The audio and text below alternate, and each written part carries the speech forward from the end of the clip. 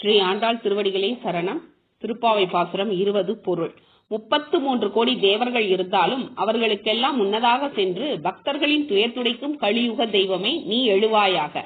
நேர்மையானவனே, ஆற்றல் மிக்கவனே, பகைவர்களுக்கு வேர்வை பெருக்கும்படி செய்யும் தூயவனே, துயில் எழுவாயாக.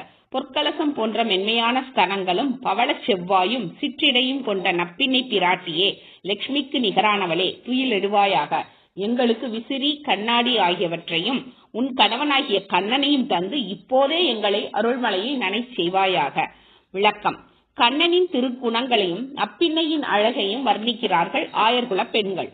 கண்ணன் கடவுள். அவன் எல்லோருக்கும் பொதுவானவன். அவன் நப்பிண்ணைக்கு மட்டும் சொந்தமானவன் என்று எடுத்துக்கொள்ள முடியாது என்பதால் அவனையும் கேட்கிறார்கள்.